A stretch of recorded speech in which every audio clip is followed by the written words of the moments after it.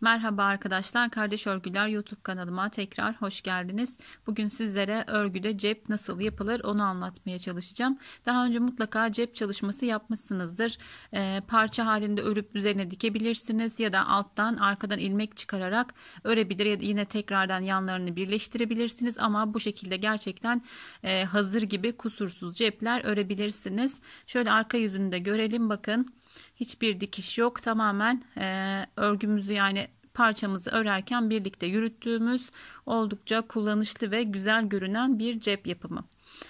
Cebimizi dediğim gibi başlıyoruz. Yeleğimizin ya da hırkamızın yapacağımız örgünün büyüklüğüne göre ortalayıp ayarlıyoruz. İlmek sayısı olarak bir ilmek sayısı vermem doğru olmaz arkadaşlar. Dediğim gibi zaten şöyle örgümüzü koyduğumuzda bakın bu cep bunun için yeterli. Daha darını ya da daha büyüğünü yaptığımızda uygun olmaz. Mutlaka yanlardan bir miktar boşluk bırakmalıyız. Yine altından boşluk bırakarak cebimizi uygun ölçülerde yapabiliriz. Bu tür örgülerde ben bazen hazır örgülerden yardım alırım arkadaşlar. Bakarım hani böyle bir cepte hazır, internetten de aratıp bakabilirsiniz. Yani cepli hırka dersiniz, bakarsınız cebi nereye oturtturmuş, işte hani altında ne kadar mesafe bırakmış. O şekilde de hani ilmek sayınızı görüntü olarak ayarlayıp gerçekten rahatlıkla uygulayabilirsiniz. Böyle baktığımızda da yani daha kusursuz, daha şık örgülerde elde etmeniz mümkün. Şimdi bundan daha küçük bir parçada ben başlayıp sizlere de anlatmaya çalışacağım. Dediğim gibi böyle parçanızın büyüklüğüne göre cebinizi yine böyle yanlardan boşluk bırakarak ayarlayıp yapabilirsiniz. Şimdi rastgele bir ilmek sayısı başladım. İlmeğimin çok önemi yok. Şöyle 2, 4, 6 ilmek kenarlarda bırakacağım. Ortayı cep olarak örmeye devam edeceğim. Şimdi şurada ilmeklerimi ayırıp ayraçlarımı takacağım ve örmeye başlayacağım. Evet, kenarlarda 6 ilmeğimi belirledim. Şimdi ortadan örmeye başlayacağız arkadaşlar. Eğer örgüye yeni başladıysanız eğer bu cep size yapımı biraz zorlayabilir arkadaşlar. Örgüye elimiz biraz yatkın olması lazım. Yani yapamazsınız demiyorum ama şimdi örerken göstereceğim, biraz zorlanabilirsiniz. Örseniz daha yani bu cebi ilk kez yapıyorsanız böyle küçük bir parçada deneyin. Bence hani büyük bir örgünüzü yap sök ziyan etmektense küçük bir örgüde deneyin. Şöyle 2-3 sıra yapıp eliniz alıştıktan sonra yeleğinize ya da hırkanıza uygularsanız çok daha iyi olur. Yaptığımız her modelde yani yeni bir model yapıyorsanız yani 100 ilmeği sökmek var. Şöyle 10 ilmekle 15 ilmekle deneyip hani rahatlıkla uygulamak var. O yüzden parça iplerinizde ilk yapacağınız modeli mutlaka denemenizi tavsiye ederim. Şimdi 6 ilmeğimi 2 4 ördüm. Ayrıcıma gerek yok artık. Bir doladım. Bir düz ördüm. Bir doladım. Bir düz ördüm. Bir doladım. Bir düz ördüm. Bu şekilde ayırdığımız ortadaki ilmekleri örüyoruz. Bir dola, bir düz. Bir dola, bir düz. Ayrıcım var zaten. Ayrıcımın olduğu yere kadar bir dola, bir düz şeklinde devam ediyorum. Son kez doladım. Düz ilmeğimi ördüm. Başında hemen artırarak başladığım için sonda artırma yapmıyorum. 1 2 3 4 5. Bu kenardaki ilmekler dediğim gibi örgünüzün büyüklüğüne göre 10 ilmek olabilir, hani 5 ilmek olabilir. Bebek örgüsü örüyorsanız yine böyle 7-8 ilmek olarak ayarlanabilir. Arka sıraya geldik. 6 ilmeğimi yine örüyorum. Kenar ilmeklerimiz tamamen hep düz örgü. 3 kenarla birlikte 4 5 ve 6 2 4 6 ilmeğimi ördüm arkadaşlar. Bakın şu ördürdüğüm ilmeğim, bu artırdığım ilmeğim. Ördürdüğüm ilmeğimi örmeden şişime aldım. Artırdığım ilmeğim ters. Boştan aldım. Ters ördüm. Ördüğüm ilmeğimi örmeden alıyorum. Artırdığım ilmeğimi ters örüyorum. Bir boş, bir ters. Bir boştan alıyoruz. Bir ilmek ters örüyoruz. Bir tane boştan, bir tane ters. Bir boştan, bir ters. Burada oldukça dikkat etmeliyiz arkadaşlar. Boş alacağımız ilmeğimizi ördüğümüz zaman cebimiz torba olmayacaktır. Bakın bu şekilde örmüyoruz. Geçirdim. Ben şimdi konuşurken hani daldırıp örebilirim ama çok dikkat etmemiz gerekiyor buralarda. Bir tane ördüm. Aldım, bir tane ördüm. Bir tane boş aldım, bir tane ördüm. Bir tane boş aldım, bir tane ördüm. Bir tane örmeden aldım, bir tane ördüm.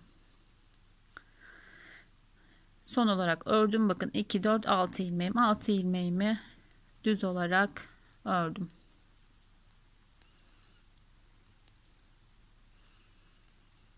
Şimdi arka sıramızı bu şekilde ördük. Bakın ilmek sayımız arttı. Şimdi 1-2 sıra yaptıktan sonra cep yapmanın mantığını daha iyi kavrayacağız arkadaşlar. Şu an henüz bir şey anlamamış olabilirsiniz. 2, 3, 4, 5 ve 6. Bakın buradaki ilmeğim arka sırada ördüğüm ilmeğim. Bu da ön yüzde ördüğüm ilmeğim. Artırdığımız ilmekler arkanın, ördüğümüz ilmekler ön tarafın olacak arkadaşlar. Şöyle düşünürsek. Şimdi ipimi ters örgü yönüne aldım. Arkada ördüğüm ilmeğimi örmeden geçirdim. Buradaki ilmeğim düz olarak ördüm. Şu arkadaki ilmeğim zaten böyle önlü arkalı gibi az çok kendini gösterir arkadaşlar. İpimi aldım. Örmeden geçirdim. Şimdi düz ilmeğimi ördüm. İpimi aldım. Şişime geçirdim ilmeğimi örmeden. Düz ilmeğimi ördürdüm.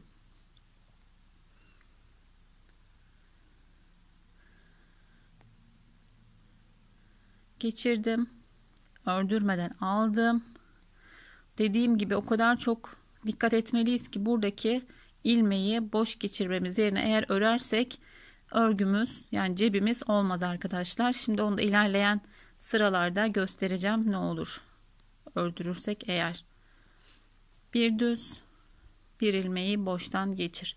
Geçirirken mutlaka ipimizi bu tarafa almalıyız arkadaşlar.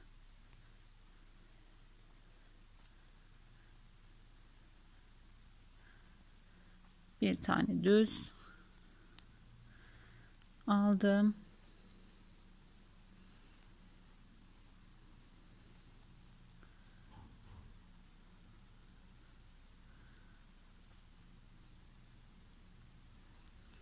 Evet, son olarak aldım. Son ilmeğim ön tarafa ait. Onu ördüm. Kenardaki 6 ilmeğimi örüyorum. Düz örgü olarak. Kenarda ilmeklerimizi bu şekilde ters alırsak kenarlarımız çok daha düzgün çıkar arkadaşlar. Evet, ikinci arka sıramızla devam edelim. Kenardaki 6 boş ilmeğimizi örüyoruz.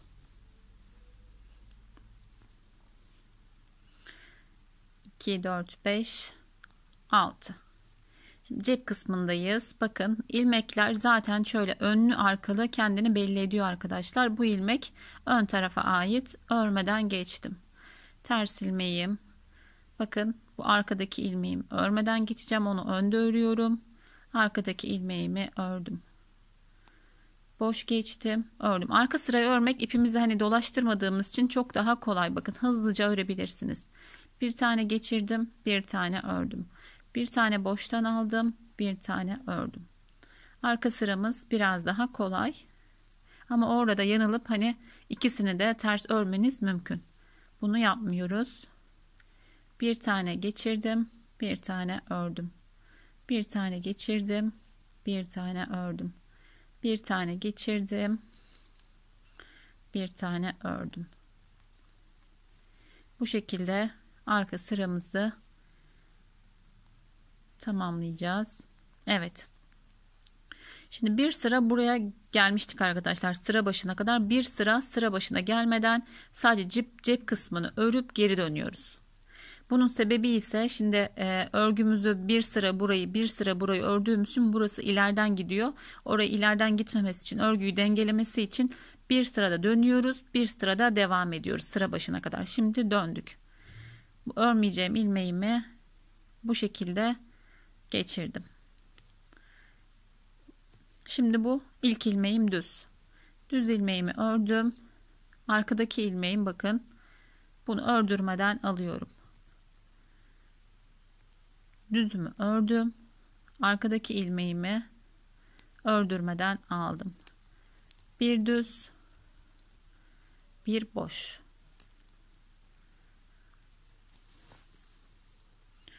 Bu şekilde sıramızı tamamlayacağız. Yine bu başta da arkadaşlar sıra sonuna gelmeden bir kez döneceğiz.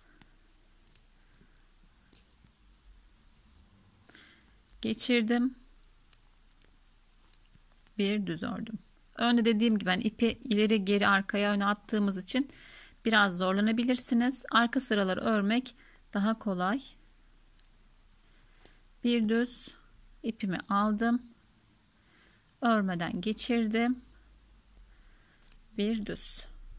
Geçirdim. Bir düz. Boştan aldım. Bir düz.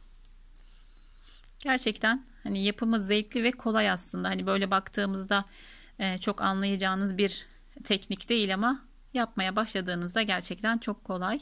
2 4 6 ilmek kaldı. Burada dönmüştük. Burada dönüyoruz arkadaşlar. Şimdi yine kenardaki ilmeğim, ilk olan ilmeğim bakın arka tarafa ait. Yani örgümüzün arka ama modelimizin ön yüzüne ait. Onu örmeden aldık. Bir düz, bir boş. Bir düz, bir boş. Bu sırada yani arka sırada bu tarafı örüyoruz. Ön sırada diğer ilmekleri örüyoruz. Söylediğim gibi. Bunu boştan aldım. Bu sıradaki ilmeğimi ördüm. Bunu boştan aldım. Bu sıradaki ilmeğimi ördüm.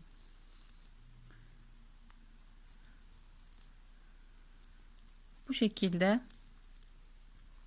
cebimizi örmeye devam edeceğiz. Bir tane geçirdim, bir tane ördüm. Bir tane geçirdim, bir tane ördüm. Son olarak bakın burada döndüğümüz yer belli arkadaşlar. Eğer unutursanız bu sırada döndüm mü dönmedim illaki şöyle bir görüntü çıkıyor ortaya. Şimdi bu sırada örüyoruz sıra başına kadar.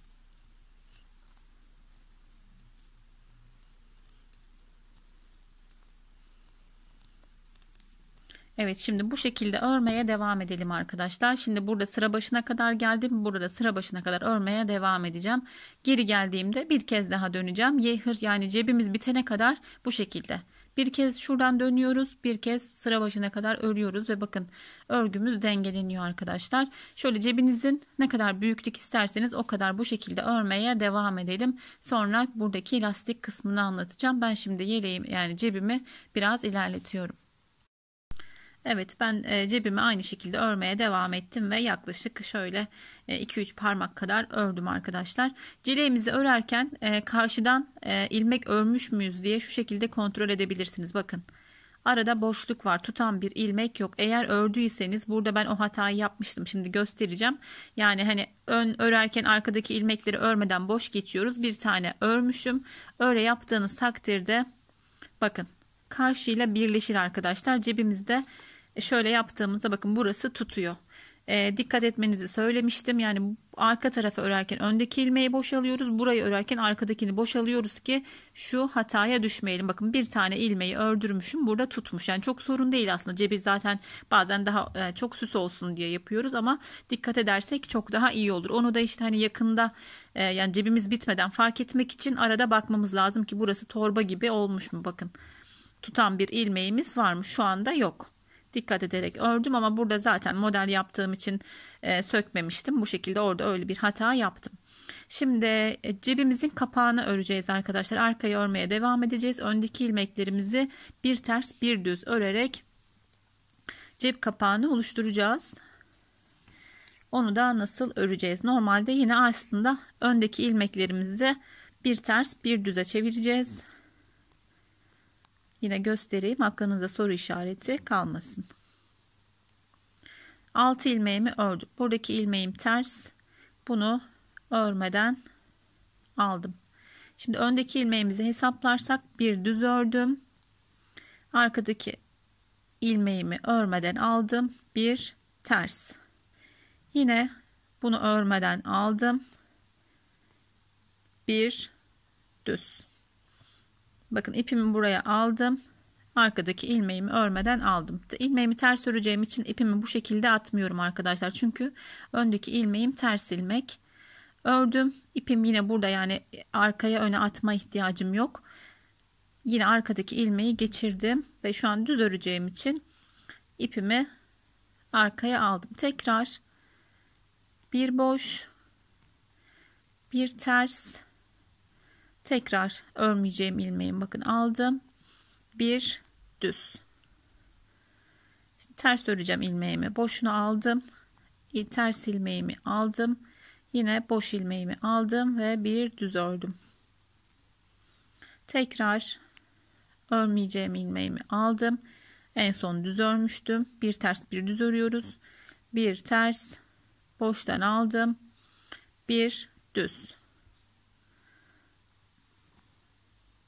Tekrar ters ilmeğimi ters örüyorum. Tekrar boş ilmeğimi örmeden aldım. Bir düz. Son olarak kenardaki, yani arkadaki örmediğim ilmeğimi ters aldım. Bir ters. Kalan ilmeklerimi düz örgü olarak örüyorum. Arka sıramız yine aynı. Zaten arkadaki öndeki ilmeklerimiz şöyle bakarsak bir ters bir düz, arkadaki ilmeklerimiz düz devam ediyor ve arkada hiçbir değişiklik yok arkadaşlar. Yine sıra başına kadar örelim birlikte. Biraz karışık gelebilir ama dediğim gibi mantığını çözdükten sonra, yani arka yüzde ilmeklerimizi bir örüyoruz bir örmüyoruz. Önde ise ilmeğimizi alırken sadece ipimizin hani yönü değişiyor. Orada biraz sıkıntı olabilir ama dediğim gibi yine de gerçekten çok basit. Şimdi ilmeğimi boş alıyorum, yine ilk ilmeğimi. Buradaki örmem gereken ilmek bu. Zaten dediğim gibi ilmekler ilerli gerili kendini gösteriyor. Öndeki ilmeklerimi boştan alıyorum. Arkadaki ilmeklerimi ördürüyorum. Bir tane boştan, bir tane ördürüyorum. Bir tane boştan alıyorum. Bir tane ördürüyorum.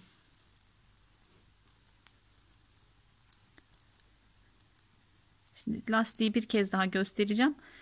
Lastik bitene kadar yine birkaç sıra örmeye devam edeceğim.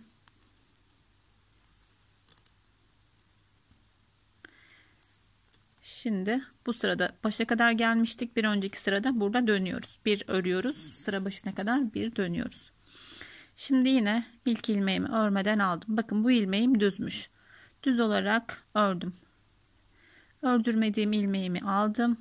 Buradaki ilmeğim ters. Yine buradaki ilmeğimi aldım. Ördürmem gereken ilmeğim düz. Aldım.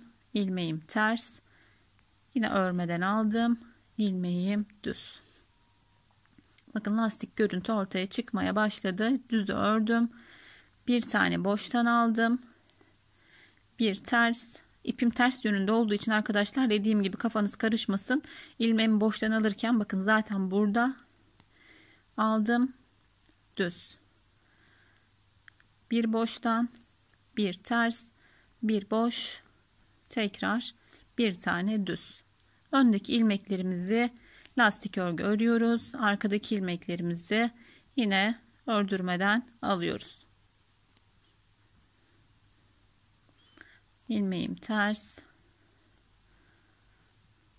Son olarak bir tane boş aldım. Bir tane ters aldım ve dönüyorum. Evet arkadaşlar, şimdi lastiğimiz kuruldu. Bakın ortaya çıkmaya başladı. Şimdi lastiğimi birkaç sıra daha öreceğim ve kesme işlemini yapıp artık cebimi bitireceğim. Evet, bu lastik benim için yeterli. Dediğim gibi cebinizin büyüklüğüne göre bunu ayarlayabilirsiniz. O yüzden sayı vermiyorum arkadaşlar. Ceple ya da lastikle alakalı. Böyle baktığımızda evet hani yeterli geliyor derseniz artık kesmeye başlayabiliriz. İlk olarak 6 ilmeğimi, yani cebimden bağımsız olan 6 ilmeğimi örüyorum.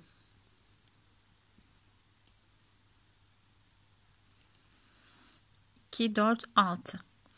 Bu ilmeğim benim, yani öndeki, yani lastik olan bölüme aitti. Şurada bir karışıklık olmuş. Şöyle hemen düzelteyim.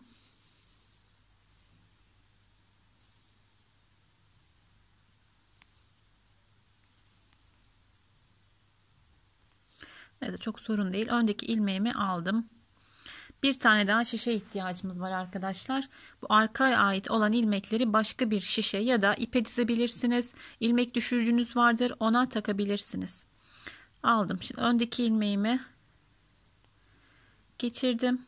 Arkadaki ilmeğimi başka bir şişe alıyorum. Artık ayırıyoruz cebimizi ve arkadaki ilmeklerimize devam edeceğiz. Cebimizin kapağındaki, yani lastik olan ilmeklerimizi keseceğiz arkadaşlar. O yüzden bakın, öndeki ilmeklerimi ördüğüm şişe, diğer arkadaki ilmekleri farklı bir şişe ya da dediğim gibi iğneye de, iğne iplikle birlikte bir ipe de dizebilirsiniz. Fazla bir şişiniz varsa ya da ilmek düşürücünüz, bu şekilde bakın, arkadaki ilmeğim bu.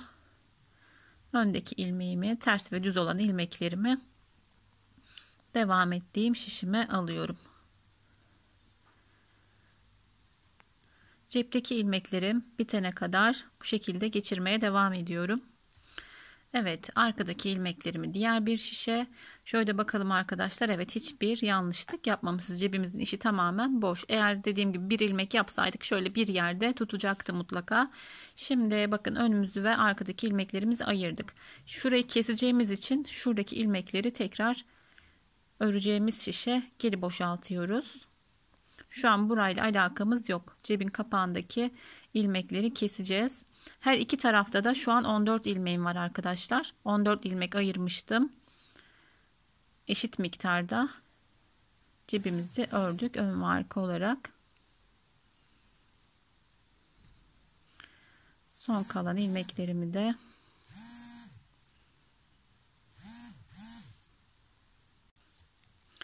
evet, artık buradaki ilmeklerimizi kesmeye başlayabiliriz. 6 ilmek örmüştük. Oraya kadar geri taktım şişimi arkadaşlar. Şu şişimiz rahatsız edebilir ama dediğim gibi zaten çok az bir ilmeğim var. Onları kesip bir parçamızı örgümüzden iptal ediyoruz.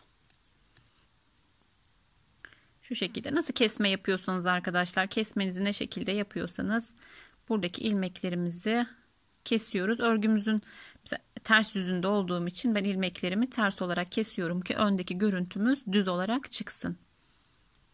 Burada ne çok bol kesiyoruz ne de çok dar kesiyoruz arkadaşlar. Olduğu gibi kesmeye özen gösterelim. Çok gergin keserseniz cep kapağınız daralabilir. Çok da bol da kesmeyelim. Zamanla kullanımdan kaynaklı çok açılma, esneme yapmasın diye. Ne çok sıkı ne çok bol ilmeğimizi kesiyoruz.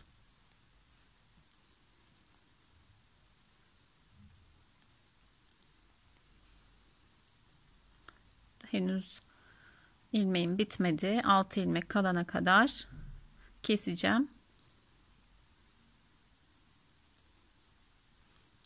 Şu dediğim gibi böyle örmenizde çok rahatsız ediyorsa hemen bir iğne iplik yardımıyla orayı düşürebilirsiniz. Şişi boşa çıkarabilirsiniz. 2, 4, 5. Bunu buraya taktığımda 6 ilmek. Evet, bakın 6 ilmek burada, 6 ilmek burada. Buradaki lastik kısmını kestik.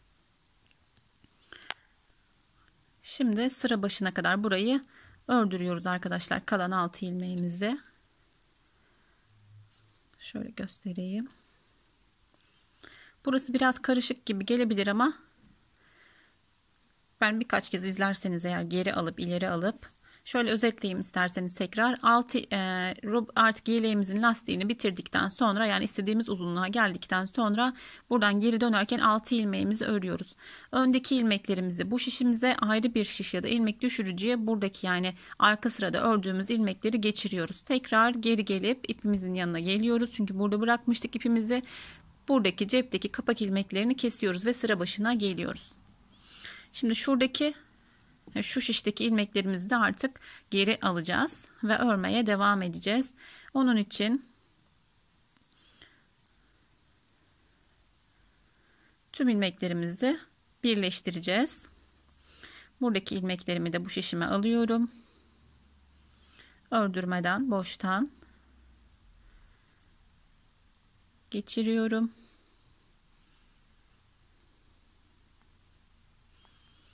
Son olarak şişimi boşalttım. Kenardaki ilmeğimi de geçirdim ve bakın cebimiz oluştu arkadaşlar. Misinalı şiş olduğu için hemen şişimin yönünü çevirdim. Artık bundan sonrasını hani modelli ise modelli, düz ise düz örmeye devam ederek şöyle bir sıra ben de öreyim. Örgümüzü birleştirelim. Buradan sonrası çok daha kolay. Burası biraz zahmetli gelebilir ama gerçekten görünüşü ve durunuşuyla hazır bir cep görüntüsü veriyor örgümüze. Dediğim gibi farklı şekillerde sonradan örülüp yapılan cepler de var ama bu kadar düzgün olmuyor arkadaşlar. Bu cebi yaptığımızda zaten görüyorsunuz. Gerçekten hazır gibi. Hiçbir dikiş yok. İpimizi hiç koparmadık. Ekleme yapmadık. Bir seferde hem örgümüzü devam ettirdik hem de cebimizi yaptık. Şöyle bir sıramı tamamlayayım. Evet bakın gerçekten oldukça güzel, oldukça muntazam bir cep. Evet arkadaşlar, örgü modelleri dışında böyle farklı tekniklerde farklı örgü modelleri de teknikleri de göstermeye çalışıyorum. Yeni bir kanal açtım. Orada sadece örgü modelleri paylaşıyorum. Çünkü bu kanalımda genelde bebek örgü yelekleri uygulanmış hallerini görüyorsunuz. Ama hani yeleklere uygulayamadığım birçok örgü modeli var. O kanalımda da onları paylaşmaya başladım. İnşallah Kardeş Örgüler Örgü Desen şu anki ismiyle oraya da abone olursanız beni memnun edersiniz. Cep yapımını anlattım. Şimdiden yapacak olan herkese kolay gelsin. Eğer yine anlamadığınız, takıldığınız bir yeri olursa yorum bırakın. Ben en kısa sürede yardımcı olmaya çalışırım. Bir sonraki videomda görüşmek üzere. Allah'a emanet olun. Hoşça kalın.